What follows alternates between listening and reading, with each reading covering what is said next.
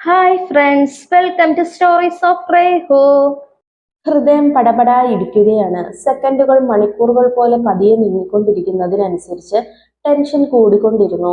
വിയർപ്പ് കണങ്ങൾ നെറ്റിയിലും കവിളിലും ഒക്കെ പൊടിഞ്ഞുകൊണ്ടിരുന്നു. കയ്യിലുള്ള ടവൽ കൊണ്ട് അവൻ തുടച്ചെങ്കിലും വീണ്ടും വീണ്ടും വിയർപ്പ് ഒലിച്ചുകൊണ്ടിരുന്നു. തന്റെ പ്രാണൻ അകത്തൊരു ജീവനെ ഈ ലോകത്തേക്ക് കൊണ്ടുവരാൻ വേണ്ടി വേദന സഹിക്കുകയാ. ഡോക്ടർമാർ എല്ലാവരും ഡിഫിക്കൽട്ട് എന്ന് മുദ്ര കുത്തിയ ഒരു പ്രഗ്നൻസി. ഓട്ടോയിൽ കയറിയിട്ട് 5 മണിക്കൂർ കഴിഞ്ഞു. ഇതുവരെ ഒരു വിവരവുമില്ല. ഡോക്ടേഴ്സും നഴ്സുമാരും അങ്ങോട്ടും ഇങ്ങോട്ടും ഓടുന്നതല്ലാതെ ഒന്നും പറയുന്നില്ല. പേടി കൊണ്ട് അവന്റെ കണ്ണുകൾ നിറഞ്ഞു. അവന്റെ മനസ്സിലേക്ക് അവളെ ആദ്യമായി കണ്ടുമുട്ടിയ നിമിഷം വന്നു. നതാശ കുഞ്ഞു കുട്ടികളെ ഏറെ ഇഷ്ടപ്പെട്ടിരുന്ന അമ്മമ്മയുടെ 1-ാം ആണ്ടിലന്ന് അനാഥാലയത്തിലെ കുട്ടികൾക്ക് ഉച്ചഭക്ഷണം കൊടുക്കാൻ വേണ്ടി വന്നതായിരുന്നു താനും അച്ഛനും. കാറിൽ നിന്ന് ഭക്ഷണപ്പൊതികൾ എടുത്ത് ട്രെയിൽ വെക്കുമ്പോഴായിരുന്നു ഉറക്കെയുള്ള ആ ശബ്ദം കേട്ടത്. ഹൃദയത്തിൽ എന്തോ മുറുങ്ങിയതുപോലെയായിരുന്നു ആ പേര്. കണ്ണുകൾ ശബ്ദം കേട്ട ഭാഗത്തേക്ക് തിരിഞ്ഞു നിന്നു. ഒരു 70 വയസ്സ് തോന്നിക്കുന്ന ഒരു സ്ത്രീ. മുഖമൊക്കെയും ചുളിഞ്ഞതാണെങ്കിലും പ്രായത്തിന്റെ ഒരു തളർച്ചയും ഇല്ലാത്ത ചെറുപ്പക്കാരിയുടെ ഉത്സാഹത്തോടെ ഗേറ്റിനരികിൽ നിൽക്കുകയാണ് ആ സ്ത്രീ. നോട്ടം അനാഥാലയത്തിലേക്കാണ്. അവൻ പോലും അറിയാതെ അവന്റെ നോട്ടം അവിടേക്ക് ചെന്നു. ഒന്നു നോക്കിയതേ ഉള്ളൂ. ഹൃദയത്തിലേക്ക് തറഞ്ഞു കയറി. അവിടെയുള്ള കുട്ടികൾക്കൊപ്പം ചിരിച്ചുകൊണ്ട് കളിക്കുകയാണവൾ. ഒരേ നിരയിലുള്ള ഭംഗിയുള്ള തൂവെള്ള പല്ലുകൾ, അതിന് ഭംഗി കൂട്ടാൻ എന്നോണം ചിരിക്കുമ്പോൾ വിരിയുന്ന നുണക്കുഴികൾ, ഇളം റോസ് ചുണ്ടുകൾ, വലത് ഭാഗത്ത് കീഴ്ചുണ്ടിന് താഴെയായി ഒരു ചെറിയ മറുക്, മൂക്കിൽ ചെറിയൊരു മൂക്കുകുത്തി, സൂക്ഷിച്ചു നോക്കിയാൽ മാത്രം കാണുന്ന കാപ്പി കണ്ണുകൾ, കട്ടിയിൽ നീട്ടി വരഞ്ഞ കൺമഷി, നേരിയ പിരികക്കൊടികളുടെ നടുവിലായി ചുവന്ന ചെറിയ വട്ടത്തിലൊരു പൊട്ട്, ചെവികളിൽ ആടിക്കളിക്കുന്ന കറുത്ത വലിയ കമ്മലുകൾ, കഴുത്തിൽ കല്ലുകൾ പോലുള്ള കറുത്തൊരു മാല, മുടികൾ നീളത്തിൽ താഴേക്ക് മുട്ടി നിൽക്കുന്നുണ്ട്. അതിനെ ഭംഗി കൂട്ടാൻ ഇല്ലി മടഞ്ഞതുകൊണ്ട് നടുവിലായി കുഞ്ഞു 3 മുല്ലപ്പൂവുകൾ, കൈകളിൽ നിറയെ കറുപ്പ് കുപ്പിവളകൾ, വേഷം ഒരു ചുവന്ന പട്ടുപാവാടയും കടുത്ത ബ്ലൗസും. ശരിക്കും പറഞ്ഞാൽ നാച്ചുറൽ മലയാളി. കുട്ടികൾക്ക് മിഠായി കൊടുക്കുകയാണ് അവൾ. കൂടെ മിഠായി കൊടുക്കാതെ ഉയർത്തിപ്പിടിച്ചവരെ കളിപ്പിക്കുന്നുണ്ട്.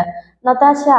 വീണ്ടും ആ സ്ത്രീയുടെ ഗൗരവമേറിയ ശബ്ദം വന്നതും അവൾ വേഗം മുട്ടായികൾ കൊടുത്ത് അവിടുന്ന് വേഗത്തിൽ ആ സ്ത്രീയുടെ അരികിലേക്ക് നടന്നു.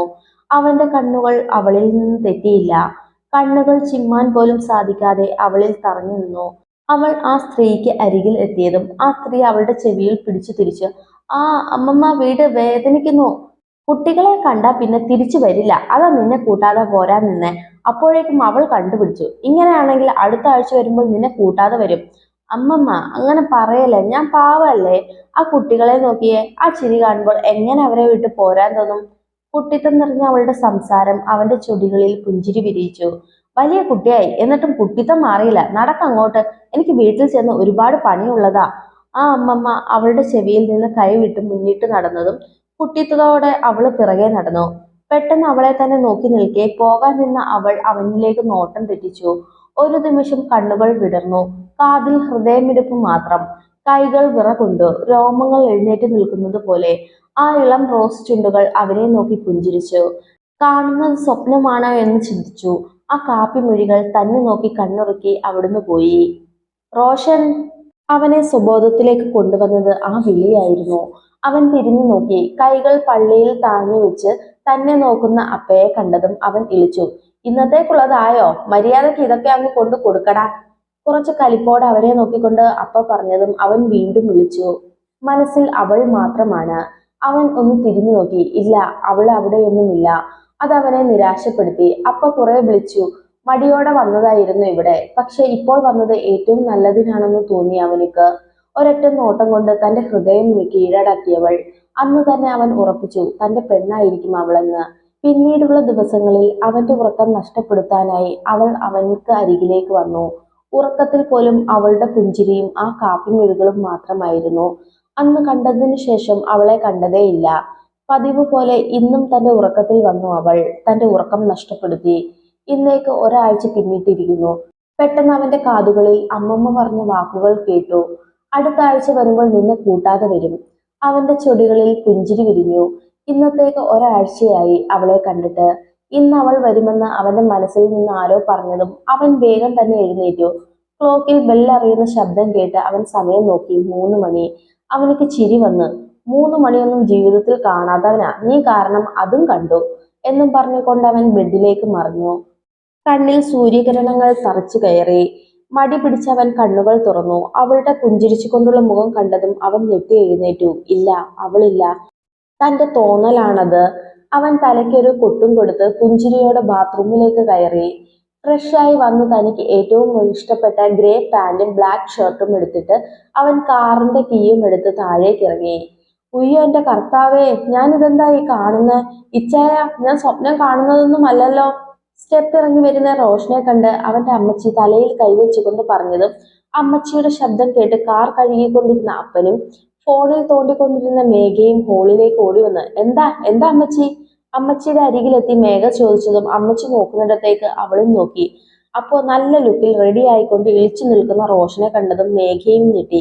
അപ്പച്ച, ദേ ഇത് കണ്ടോ? ഞായറാഴ്ച പുതച്ചു മൂടി ഉറങ്ങി വൈകുന്നേരം എഴുന്നേറ്റ് വരുന്ന നിങ്ങളുടെ പുന്നാര മോൻ ഇതാ കുളിച്ച് ഗെറ്റപ്പിൽ വരുന്നു. ഇതേതോ പെണ്ണിനെ വളയ്ക്കാനുള്ള ഒരുക്കമാണ്. റോഷനെ കളിയാക്കിക്കൊണ്ട് മേഘ പറഞ്ഞതും നിനക്കെങ്ങനെ മനസ്സിലായി എന്ന ഭാവത്തോടെ അവൻ അവളെ നോക്കി. നീ ഇതെങ്ങോട്ടാടാ? ഗൗരവത്തോടെ അപ്പച്ചൻ ചോദിച്ചതും അവൻ മുഴുവൻ സ്റ്റെപ്പും ഇറങ്ങി താഴേക്ക് വന്നു. അത് അപ്പച്ച, എനിക്ക് അത്യാവശ്യമായി ഒരിടം വരെ പോവാനുണ്ട്, വന്നിട്ട് കാണാം എന്നും പറഞ്ഞ് അവൻ അവിടുന്ന് ഇറങ്ങി. അവനക്ക് തന്നെ അവന്റെ മാറ്റം ആലോചിച്ച് ചിരി വരുന്നുണ്ടായിരുന്നു. അവരൊക്കെ പറഞ്ഞ പോലെ കമ്പനി ലീവുള്ള ഞായറാഴ്ച കിടന്നുറങ്ങലാണ് താൻ എന്ന് വെച്ച് എനിക്ക് എന്റെ പെണ്ണിനെ കാണാൻ കിട്ടുന്ന അവസരം നഷ്ടപ്പെടുത്താനാവുമോ? അവൻ വേഗം തന്നെ അനാഥാലയത്തിലെത്തി. അവൻ അവിടെയെല്ലാം അവളെ നോക്കി. നിരാശയായിരുന്നു ഫലം. എങ്കിലും പ്രതീക്ഷ നഷ്ടപ്പെടുത്താതെ അവൻ അവളെയും കാത്തിരുന്നു. പെട്ടെന്നായിരുന്നു തന്റെ മുന്നിൽ ഒരു ഓട്ടോ വന്നു നിർത്തിയത്. ഫോണിൽ തന്നെ നോക്കിയിരുന്ന അവൻ ഒരു വേള തല ഉയർത്തി നോക്കിയതും ഓട്ടോയിൽ നിന്നിറങ്ങി വന്നവളെ കണ്ടതും അവന്റെ കണ്ണുകൾ വിടർന്നു. അന്ന് കണ്ട പോലെ തന്നെ അതേ വസ്ത്രധാരണ. അവനക്ക് മുന്നിലായി ഇറങ്ങി അവൾ തല ഉയർത്തിയതും അവനെ കണ്ട് അവൾ ഞെട്ടി. അവൻ അവളെ നോക്കി പുഞ്ചിരിച്ചതും അവൾ വേഗം നോട്ടം മാറ്റി ഓട്ടോയ്ക്ക് ക്യാഷ് കൊടുത്ത അമ്മമ്മയുടെ കൈയും പിടിച്ചു ഉള്ളിലേക്ക് കയറി. അവനും തൊട്ടുപിറകെ കയറിക്കൊണ്ട് അവൾക്ക് പിറകെ നടന്നു. അവളെ കണ്ടതും കുട്ടികളൊക്കെ അവളെ അരികിലേക്ക് ഓടി വന്നു. അവൾ പുഞ്ചിരിച്ചുകൊണ്ട് അവരോടൊക്കെ സംസാരിക്കാൻ തുടങ്ങി. അതൊക്കെ കണ്ടുകൊണ്ട് ഒരു പുഞ്ചിരിയോടെ അവൾക്ക് കുറച്ചകലെയായി അവനും. അവൻ തന്നെ കാണുന്നതും ചിരിക്കുന്നതുമൊക്കെ അവൾ കാണുന്നുണ്ടെങ്കിലും അവനെ മൈൻഡ് ചെയ്യാതെ അവൾ കുട്ടികളോടൊപ്പം സ്പെൻഡ് ചെയ്തു.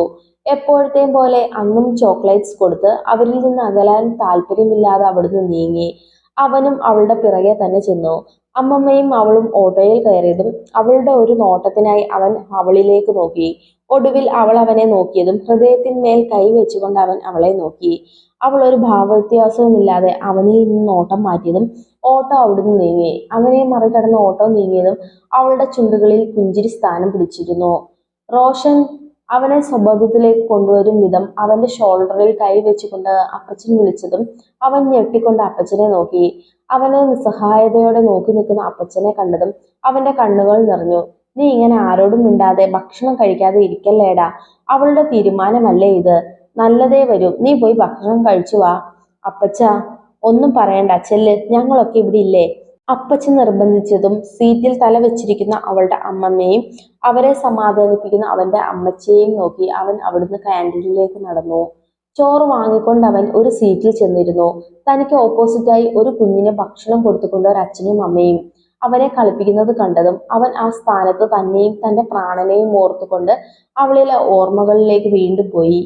പിന്നീടുള്ള ഞായറാഴ്ചകളിൽ ഇത് സ്ഥിരമായിരുന്നു. അവളെ കാണാൻ അവന്റെ ഹൃദയം പെരുമ്പറ കൊട്ടും. സാധാരണ അവൻ കിടന്നുറങ്ങാൻ വേണ്ടി ഞായറാഴ്ചയ്ക്ക് കാത്തിരിക്കുകയാണെങ്കിൽ ഇപ്പോൾ അവളെ കാണാൻ വേണ്ടി അവൻ കാത്തിരിക്കലാണ്. അവൻ എപ്പോഴും അവളെ കാണാനും അവളുടെ നോട്ടം കാണാനും പോകുമെങ്കിലും അവളിൽ ഒരു മാറ്റവും ഇല്ലായിരുന്നു. പോകാൻ നേരം ഒരു നോട്ടം മാത്രമായിരുന്നു അവൾ അവനക്ക് നൽകിയത്. പക്ഷെ അതിലും അവൻ സംതൃപ്തനായിരുന്നു. പോകെ പോകെ അവൻ അവളുടെ അമ്മമ്മയായും കൂട്ടായി. അവർ പ്രകാരം അവളുടെ ജീവിതം അവൻ അറിഞ്ഞു. അച്ഛനും അമ്മയും ചെറുപ്പത്തിൽ തന്നെ ആക്സിഡന്റിൽ മരിച്ചുപോയി. അനാഥയായ പെൺകുട്ടി. താങ്ങും തണലും ആകെ ആശ്രയവും അമ്മമ്മ മാത്രം. പഠിപ്പൊക്കെ കഴിഞ്ഞപ്പോൾ ഒരു ജോലിക്ക് അന്വേഷിച്ച് നടപ്പാണ്. അവളുടെ കഥയൊക്കെ അറിഞ്ഞപ്പോൾ അവനിലെ അവളോടുള്ള പ്രണയം കൂടിയതേ ഉള്ളൂ. അമ്മമ്മയോട് അവൻ കമ്പനി ആവുന്നത് അസൂയയോടെ അവൾ നോക്കും. വീട്ടിൽ ചെന്ന് അവനോട് എന്തിനാ സംസാരിക്കുന്നത് എന്ന് ചോദിച്ചാൽ അവൻ നല്ല പയ്യനാണ് എന്ന അമ്മമ്മയുടെ മറുപടിയിൽ അവളുടെ ഉള്ളം വല്ലാതെ തുടിച്ചു. അങ്ങനെ കുറെ ഞായറാഴ്ചകൾ പിന്നിട്ടു. അവനിലെ അവളോടുള്ള പ്രണയവും വർദ്ധിച്ചു. അങ്ങനെ ഇരിക്കെ ഒരു ഞായറാഴ്ച തുടരും.